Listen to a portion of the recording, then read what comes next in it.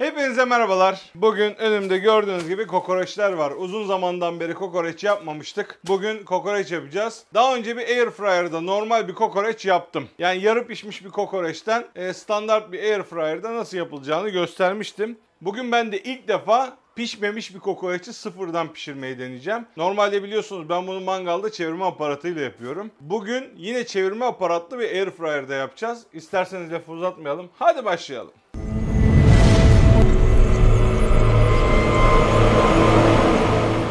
Bugün yine Robwell Airfryer'ımı kullanacağım da. Şimdi geçen sefer bir tavuk çevirme yapmıştım biliyorsunuz. Muhteşem kızartmıştı. O videoda başka bunda ne yapmamı istiyorsunuz diye size sordum. Yani yorumların yarısı kokoreç demiş. Biz de buna kayıtsız kalamazdık tabii ki. Ben de gittim. Bizim orada kokoreçten şöyle tek sarım bir kokoreç aldım. Bunun içine sığabileceğini düşündüğüm. Ama tabii makine yanımda olmayınca böyle bir göz kararı ölçü yaptım. Eğer bu sığmazsa diye ne olur ne olmaz 2 tane de yine çiğ atom aldım. Bunların dışlarında kuzu bağırsağı, içlerinde de uykuluk var arkadaşlar. Bu tek sarım dediğimizde de bir tane kuzunun bağırsağı sarılı. Bunun içerisinde tek ince bir kat iç yağı, kalanı çöz. Yani bu ikisi de böyle üst kalite diyebileceğimiz kokoreçler. Şimdi sığar mı sığmaz mı inanın bilmiyorum. Şöyle bir şişi var. Şimdi bu şişe bu şekilde baktığım zaman sığmıyor gibi. Belki birazcık sıkıştırarak ucu ucuna sığdırabilecek miyim? Beraber göreceğiz. Artık havalar ısındı. Benim burası da çok sıcak olmaya başladı. Teras kat olduğu için birazcık zorluyor açıkçası. Şimdi arkadaşlar önce asıl niyetim bu. Eğer ki tek sarım olursa diğerlerini hiç açmayacağım. Şimdi bunu bu şekilde vakumlu ve dondurulmuş şekilde aldım. Bu çiğ bir kokoreç. O ilk suyunu atması için kısa bir fırınlama işlemi yapılıyor. Bütün kokoreçlere yapılır ama bir pişirme işlemi yapılmıyor. Sadece bağırsak sıkılaşsın, içindeki suları atsın diye. Şimdi ilk baş bununla deneyeceğim. İnşallah olursa gönlümden geçen bunu yapmak. Bu arada içi halen daha soğuk arkadaşlar. Tamamen de çözülmesini beklemedim ki tekrardan dondurmam gerekirse sıkıntı olmasın diye. Şu an ikisi de neredeyse donuk diyebilirim. Evet. Şimdi şöyle uçları çıktı. Ama şunları takmaya yerim yok. Şimdi şu halde problemsiz döner gibi duruyor. Yani bunların olayı aslında hani tavuk ortası boş olduğu için o boşlukta kendi etrafında dönmesini engellemek için bunlar. Bunu taksak tabii daha güzel olur ama şu an ucu ucuna kurtardım gibi duruyor arkadaşlar. Bir makinenin üzerinde deneyeceğim. Şimdi bakın bunun şöyle bir aparatı var. Şu aparat ile normalde tutuyoruz ve o şekilde koyuyoruz. Şöyle koymamız gerekiyor. Bakalım bir elimi yıkayayım bir deneyelim.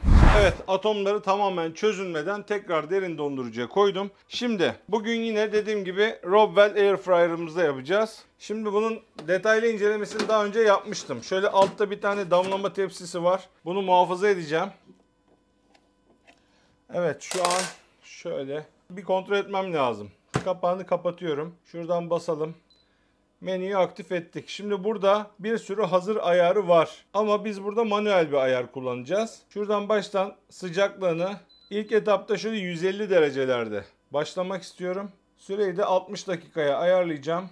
Şimdi arkadaşlar buradan başlatıyorum.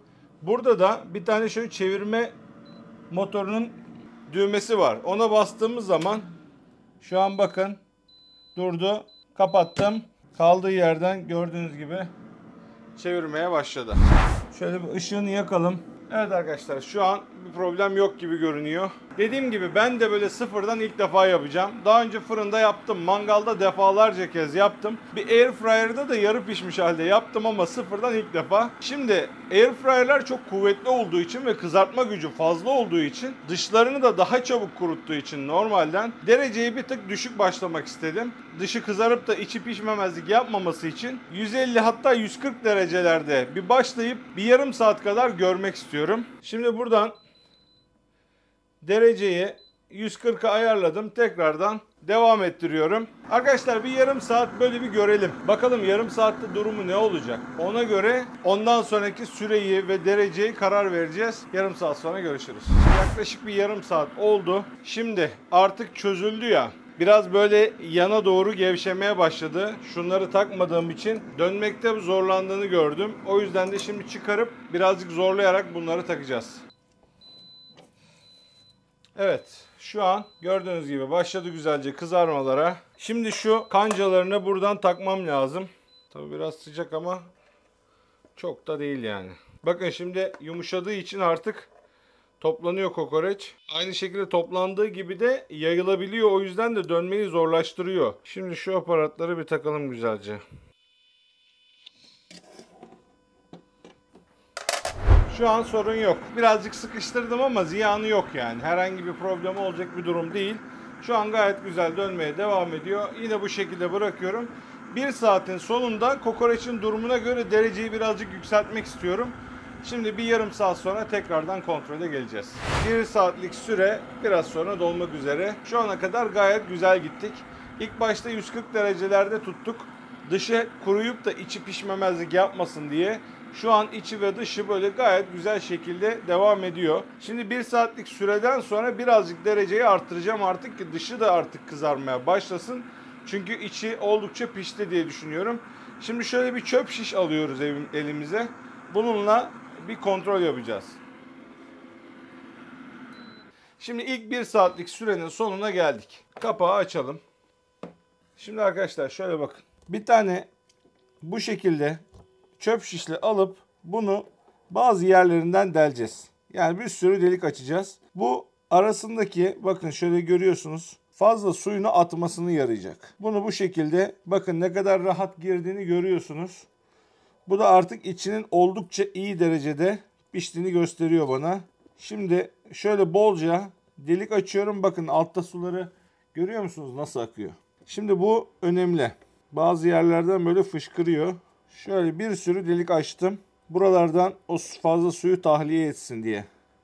Şu an kızarma olayı gayet güzel. Şimdi tekrardan açıyorum programı. Şimdi burada hazır bir program var mesela 200 derecelik. Şimdi 1 saat devam edeceğim için 1 saat yine 200 derece çok gelebilir. İkinci bir hazır programa geçtim. Bu 180 derece. Şimdi buradan süresini arttırıyorum. Bir 30 dakikada 180 derecede pişirmeye devam edeceğim. Şimdi bu süre zarfında ara ara açıp bunu bu şekilde delebilirsiniz. O suyunu ne kadar attırırsanız içi de o kadar güzel rahat pişer. Ve sonda da hani çok böyle haşlak haşlak da olmamış olur. Şimdi yarım saatte 180 derecede izliyoruz. Ondan sonra duruma göre belki bitiririz, belki son bir yarım saat daha ekleriz. Duruma göre bakacağız. Şimdi bir yarım saat daha bırakıyorum. Şimdi yarım saatlik sürenin de sonuna geldik. Şu an dış görünüş itibariyle gayet güzel görünüyor. Şimdi bitmek üzere size de göstereceğim. Büyük ihtimalle yeterli oldu diye düşünüyorum. Son bir kontrol yapacağız. Nasıl pişip pişmediğini de böylece anlamış olacağız. Son saniyeler artık. Evet arkadaşlar, an itibariyle olay tamam. Çok güzel görünüyor. Gayet güzel iş çıkardı. Yine 10 numara kızarttı. Yani tavukta da hatırlarsanız çok iyi kızartmıştı. Yine 1,5 saat çok kısa bir sürede bitmiş oldu. Şöyle bakın. Yine gayet güzel. Nar gibi kızardı ya. Çok iyi. Bunun pişme derecesini yine aslında şöyle pişerken batırıp o sularından anlıyoruz. Artık o suları atmayı kestiği zaman pişerken az önce batırdık ya. Aynı şekilde batırıyoruz, artık o sular akmamaya başlıyor. O zaman artık içi tamamen pişti anlamına geliyor. Dışı da güzel kızardı. Şimdi bunu hemen bu şekliyle yiyebilirsiniz aslına bakarsanız. Ama eğer dilim dilim yapacaksanız biraz soğutmanızı öneririm. Ben şimdi dışarıda birazcık bırakacağım. Birazcık şöyle soğusun. Bu halde kesersek eğer parçalanıyor çok. Biraz sonra dilimleyeceğim. Hem içini görürüz hem biraz da içini kızartırız. Ondan sonra devam ederiz. Neredeyse bir yarım saat kadar oldu. Birazcık dinlendirdim kokoreçi. Evet, şu an artık birazcık soğudu. Yani o ilk sıcaklığı kalmadı. Evet, şişimizi çıkardık. Bununla artık işim bitti. Gördüğünüz gibi gayet güzel kızardı. Bunu şöyle dilimliyorum. Bu kadarı kenarda dursun. Şimdilik bana bunlar yeterli olur. Şu an bunun artık içi de pişik. Yani şu kısmı bakın artık yağlar yumuşacık. Burada çöz ve birazcık iç yağı var. Şimdi Airfryer ile beraber gelen şöyle bir delikli tepsimiz vardı. Şimdi kokoreçlere şöyle bir çizik atıyorum. Bu şekilde buraya alıyorum. Hala tam soğumadı ama ılık. Şimdi arkadaşlar ben 2 kişilik şöyle dilimledim. Bunu şimdi burada birkaç kademesi var. Izgaraya yakın tarafa doğru. Bu şekilde de koyabiliyoruz. Buradan hazır ayarlardan 200 derece 14 dakika muhtemelen çok gelir. Şöyle bir 10 dakikaya Tekrar ayarladım. Burada amacımız biraz kızartmak. Aslında pişik. Ama o yağlar biraz çıtırdarsa daha lezzetli olur kokoreç. O yüzden de rezistansa yakın şekilde 200 derece en yüksek derecede bir 10 dakika kadar bırakıyorum. 10 dakika sonra artık tadıma geçiyoruz. Hacı Baba hoş geldin. Mustafa hoş bulduk. Yine bir şaheser bir şeyle karşılaştık. Evet, aynen öyle. Buna, Yine bir deneme, yine ben. Bunu bence kimler beğenir biliyor musun? Söyleyeyim mi? Söyle. Hanımı falan kokoreti sevmiyor. Adam da çok seviyor. Evet. Bak adam da çok Gerçi seviyor. karı koca seven de sever Ayrı ya. mesele.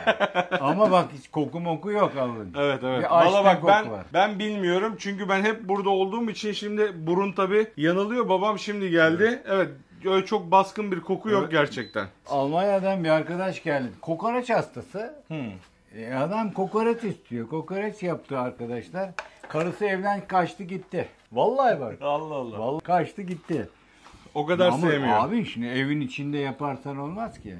Tabii. Evet arkadaşlar bu arada şöyle gayet güzel pişmiş. Tabi sıcak. Vallahi Şöyle bakın. Hemen üstünü kızarttık. harika pişmiş. Yani. Şimdi bir ekmekleri de şöyle 2 dakika bir gösterelim. Taze acı bunlar ya. Olsun baba bir içlerini hemen şöyle bir gösterelim. Ben bunları parçalayana kadar 1 dakika yeterli olur herhalde. Şöyle hemen hazır ayardan başladım. Evet.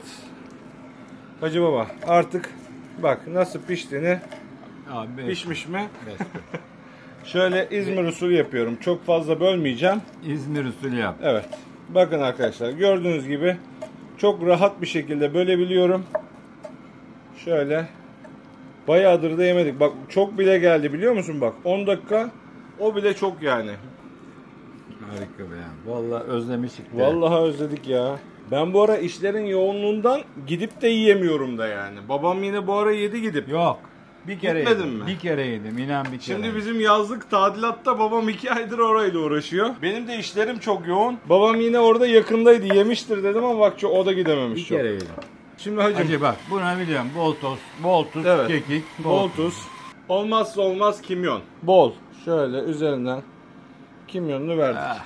Şimdi acı biber mi normal biber mi? Acı abi. O zaman şöyle bizim Bu da acı. zehir acı o değil. O normal. Zehir acı atma ya. Zehir acı atmıyor. Normal. Bu kokoreç bu abi. Bu Peki. kokoreç. O zaman tamam şunu atayım ya. Bu daha iyi ondan. Tamam o da olur da Buraya bırak.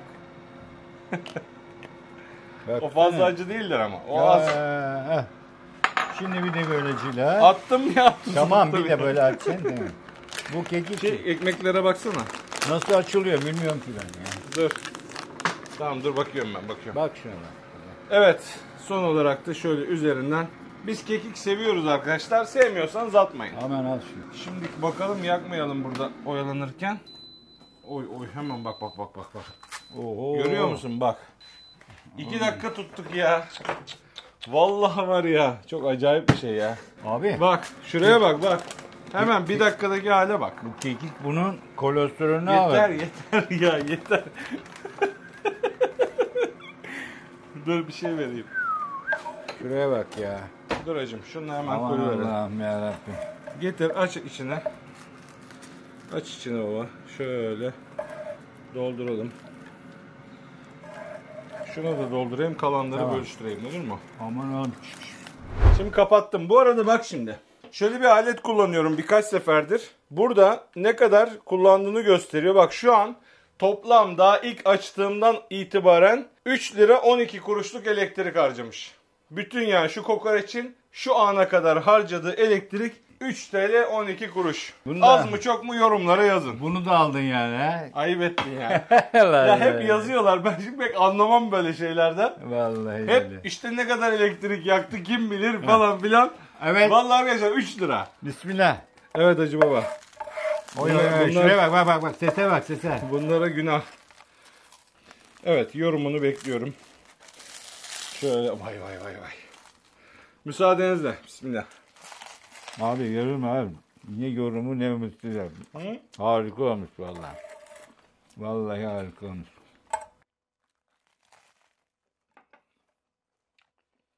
Ekmeği çok kuruttuk. Bak tek sıkıntı Sese o. bak sese. Ekmek sesi geliyor da kırır. Yok canım ekmek çıtır çıtır oldu.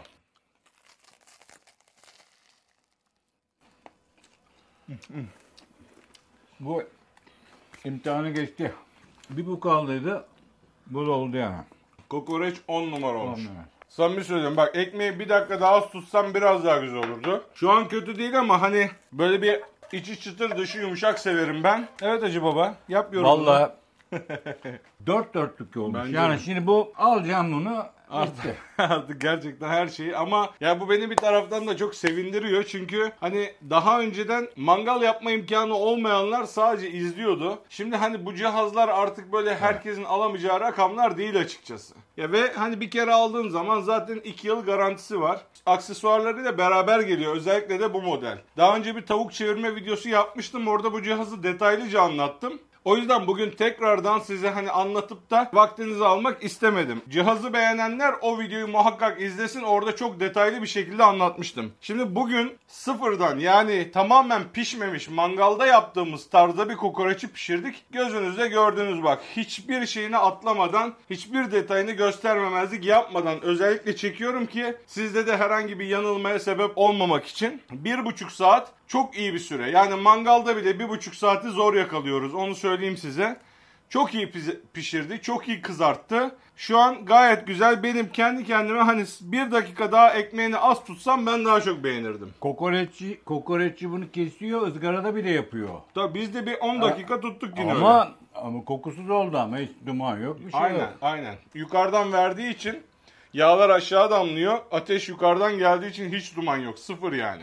Sabırsızlanıyorum. Afiyet olsun. Eline hacım. sağlık. Afiyet olsun. Arkadaşlar kokoreçin pişmesi çok iyi. Şunu da söyleyeyim. Şimdi eğer ben bunu 1,5 saat 2 saat uğraşamam derseniz, bizim orada kokoreçte bunun yarı pişmiş hali var. Ben daha önce kanalda bunu yapmıştım. O videoyu da gidip izleyebilirsiniz. O şekilde yaparsanız şu öndeki 1,5 saati onlar orada mangalda pişiriyorlar. O şekilde vakumluyorlar. Siz alıp sadece en son yaptığım şekilde bir 10 dakika 20 dakika kadar İçini kızartıyorsunuz ve tüketiyorsunuz. Bu da bir seçenek olarak aklınızda olsun. Gerçekten güzel oldu. Şöyle bakın, içi dolu dolu. Yani kokoreçi dışı çıtır, içi gayet güzel, yumuşak oldu. Ben bu çıtırı daha çok sevdim. Evet.